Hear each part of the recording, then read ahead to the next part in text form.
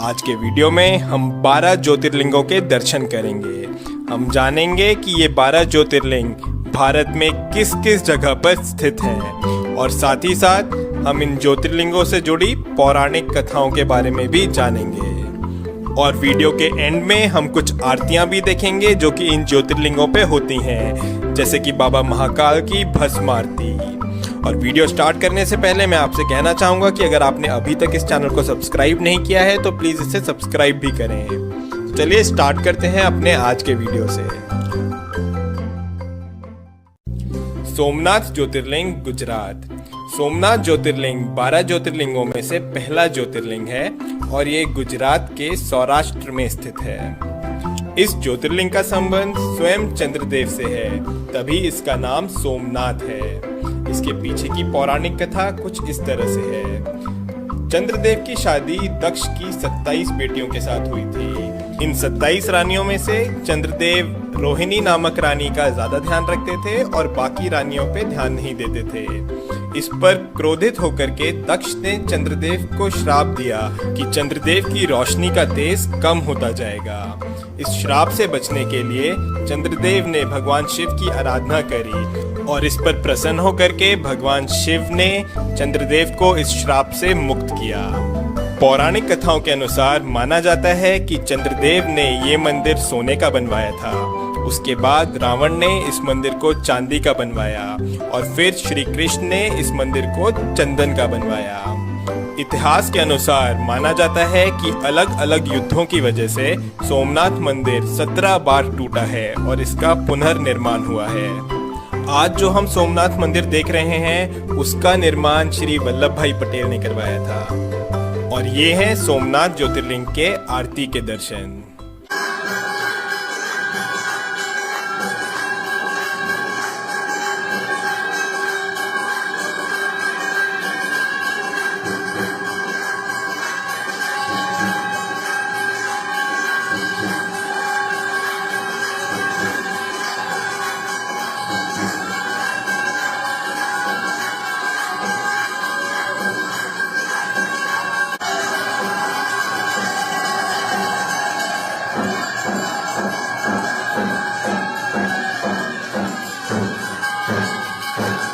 मल्लिकार्जुन ज्योतिर्लिंग श्रीशैलम। मल्लिकार्जुन ज्योतिर्लिंग आंध्र प्रदेश में श्रीशैलम नाम की जगह में कृष्णा नदी के तट पर स्थित है। इसकी पौराणिक कथा कुछ इस तरह है। जब भगवान गणेश और भगवान कार्तिकेय की शादी की बात चल रही थी तब प्रश्न ये उठा कि किसकी शादी पहले होगी। इसका निर्णय करने के लिए भगवान शिव ने दोनों को विश्व का चक्कर लगा करके आने को कहा। इस पर भगवान कार्तिकेय अपना वाहन लेकर के निकल गए, लेकिन गणेश जी ने चतुराई दिखाई और भगवान शिव और पार्वती के ही 7 चक्कर लगा लिए। जब भगवान कार्तिकेय वापस लौटे तो उन्हें लगा कि उनके साथ छल हुआ है और वो रूठ करके कैलाश छोड़ करके क्रौंजा पर्वत पर जाकर रहने लगे। माता पार्वती के कई बार समझाने पर भी उन्होंने अपना हट नहीं छोड़ा और वो कैलाश वापस नहीं आए। तब भगवान शिव और माता पार्वती स्वयं ही कैलाश छोड़ करके श्रीशैलम में आकर के रहने लगे और इस तरह से ये प्रसिद्ध हुआ मल्लिकार्जुन ज्योतिर्लिंग के नाम से। महाकालेश्वर ज्योतिर्लिंग उज्जैन।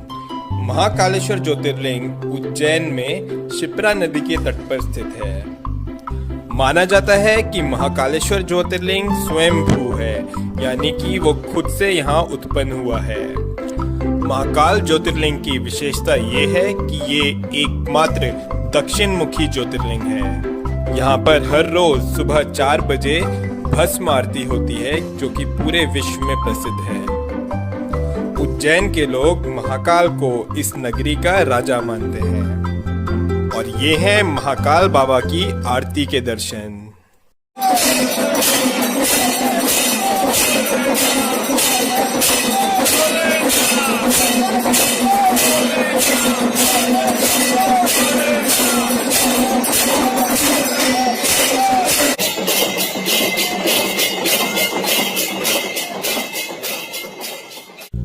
ओमकारेश्वर ज्योतिर्लिंग मध्य प्रदेश। मध्य प्रदेश में महाकाल बाबा के अलावा ओमकारेश्वर ज्योतिर्लिंग भी है। ये ज्योतिर्लिंग इंदौर के पास खांडवा डिस्ट्रिक्ट में नर्मदा नदी के तट पर स्थित है। ये ज्योतिर्लिंग जिस पहाड़ पर है वो पहाड़ नर्मदा नदी के बीच एक द्वीप है। इस पहाड़ के चारों ओर नर्मदा नदी बहती है और इस वजह से ये पहाड़ ओम के आकार में है और तभी इस ज्योतिर्लिंग को ओमकारेश्वर के नाम से जाना जाता है।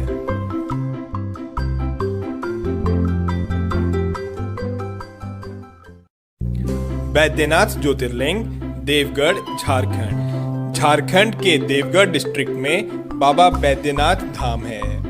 पूरे भारत में यही सिर्फ एक ऐसा मंदिर है जहां पर ज्योतिर्लिंग और शक्तिपीठ दोनों एक साथ है।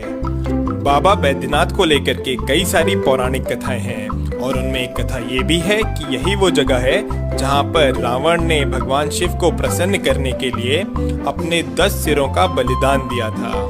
भगवान शंकर ने प्रसन्न होकर के रावण को दर्शन दिए और रावण का इलाज किया।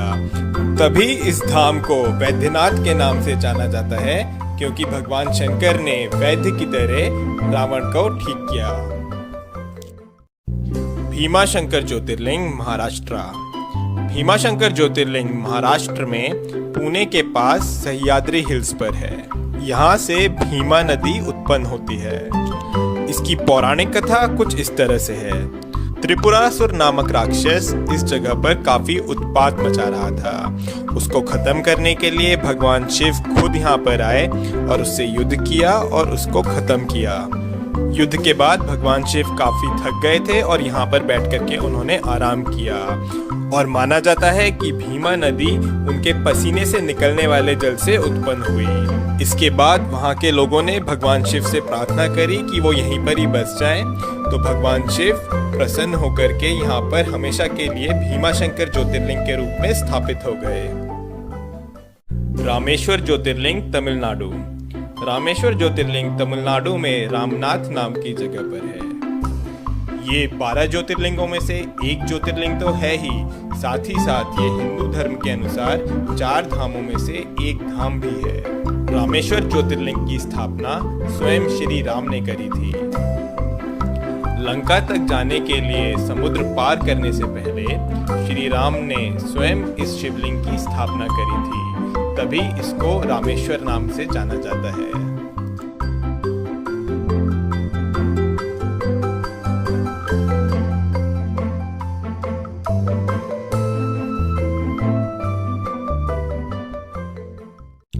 नागेश्वर ज्योतिर्लिंग गुजरात। गुजरात में सोमनाथ बाबा के अलावा नागेश्वर ज्योतिर्लिंग भी है।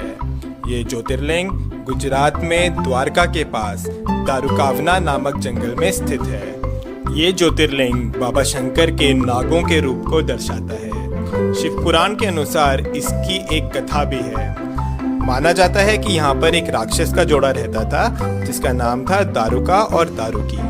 दारुकी माता पार्वती की भक्त थी और उसे माता पार्वती से वरदान भी मिला हुआ था, लेकिन दारुका वो यहाँ पे काफी उत्पात मचाने लगा और यहाँ के लोगों को परेशान करने लगा। उसने सुप्रिया नामक एक शिव भक्त को कई अन्य लोगों के साथ बंदी बना लिया। इस पर सब लोगों ने शिव जाप शुरू कर दिया और तब शिव ने उनकी रक्षा के लिए यहाँ पर ज्योतिर्लिंग का रूप लिया। तब से यहाँ पर भगवान शिव नागेश्वर ज्योतिर्लिंग के रूप में विराजमान हैं। विश्वनाथ ज्योतिर्लिंग बनारस। उत्तर प्रदेश के बनारस शहर में विश्वनाथ ज्योतिर्लिंग है। बनारस, जिसे कि दुनिया की सबसे पुरानी नगरी भी माना जाता है, यहीं पर काशी विश्वनाथ जी का मंदिर है। काशी सभी धार्मिक स्थलों में सबसे ज्यादा महत्व रखता है। ये नगरी गंगा नदी के तट पर बसी हुई है। काशी विश्वनाथ जी के दर्शन आदि शंकराचार्य जी जैसे कई ऋषि मुनियों ने करे हुए हैं। इस स्थान के बारे में मान्यता है कि अगर प्रलय भी आएगी तो काशी विश्वनाथ बचा रहेगा। माना जाता है कि इसकी रक्षा के लिए शिव जी इसे अपने त्रिशूल पे उठा लेंगे और सब कुछ ठीक होने पर इसे पुनः इसके स्थान पर रख देंगे। जो मंदिर हम आज देख रहे हैं, इसका निर्माण देवी अहिल्याबाई होलकर ने कराया था और ये हैं काशी विश्वनाथ जी के आरती के दर्शन।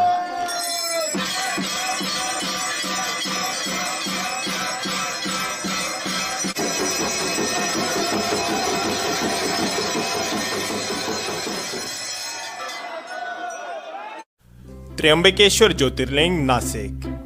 महाराष्ट्र में नासिक के पास त्र्यंबकेश्वर ज्योतिर्लिंग है। ये ज्योतिर्लिंग ब्रह्मगिरी पर्वत के पास है और ब्रह्मगिरी पर्वत से गोदावरी नदी उत्पन्न होती है। माना जाता है कि गौतम ऋषि और गोदावरी नदी के आग्रह करने पर भगवान शिव ने यहाँ पर ज्योतिर्लिंग का रूप लिया।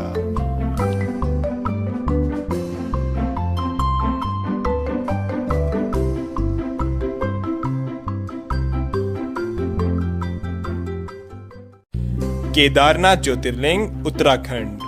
उत्तराखंड में रुद्रप्रयाग जिले में केदारनाथ ज्योतिर्लिंग है। गौरीकुंड से आगे जाकर के मंदाकिनी नदी के तट पर बाबा केदारनाथ विराजमान है। इस मंदिर का निर्माण पांडवों ने करवाया था। महाभारत के युद्ध के पश्चात पांडव अपने भाइयों की हत्या के पाप से मुक्त होना चाहते थे, इसलिए वो भगवान शंकर के दर्शन चाहते थे, पर भगवान शिव उनसे रुष्ट थे, इसलिए उन्हें दर्शन नहीं देना चाह रहे थे और इसलिए भगवान शिव बैल का रूप धारण करके केदारनाथ पहुंच गए। लेकिन पांडव उनका पीछा करते करते केदारनाथ भी आ गए। तब भगवान शिव धरती में समाने लगे, लेकिन भीम ने बैल की पीठ पकड़ ली थी। तभी यहाँ पर केदारनाथ शिवलिंग बैल के पीठ के रूप में है। भगवान शिव ने पांडवों को दर्शन दिए और उन्हें पाप से मुक्त किया। पांडवों ने यहाँ पर फिर केदारनाथ मंदिर का निर्माण करवाया। ये मंदिर काफी पुराना है और माना जाता है कि करीब 400 साल तक ये मंदिर बर्फ के अंदर दबा हुआ था। कृष्णेश्वर ज्योतिर्लिंग महाराष्ट्र में औरंगाबाद के पास एलोरा केव्स हैं और इन्हीं एलोरा केव्स के पास में है कृष्णेश्वर ज्योतिर्लिंग। इस ज्योतिर्लिंग की मान्यता ये है कि यहाँ पर घुष्मा नाम की एक शिव भक्त थी। उसके पुत्र को उसकी ही बहन ने छल से मारा था। अपनी भक्त पर इस तरह के अन्याय को देख भगवान शिव यहाँ पर प्रकट हुए और घुष्मा को दर्शन दिए और इसके बाद भगवान शिव यहाँ पर ज्योतिर्लिंग के रूप में स्थापित हो गए। तो ये हैं हमारे 12 ज्योतिर्लिंग। सौराष्ट्र सोमनाथम च श्रीशैले मल्लिकार्जुनम, उज्जैन्याम महाकालम ओमकारम अमलेश्वरम, परल्याम वैद्यनाथम च डाकिन्याम भीमशंकरम, सेतुबंदे तु रामेशम नागेशम दारुकावने, वाराणस्याम तु विश्वेशम त्र्यंबकम गौतमी तटे, हिमालय तु केदारम घुष्मेशम च शिवालय। ओम नमः शिवाय। और ये हैं कुछ वीडियोस जो यहाँ की आरतियों की हैं।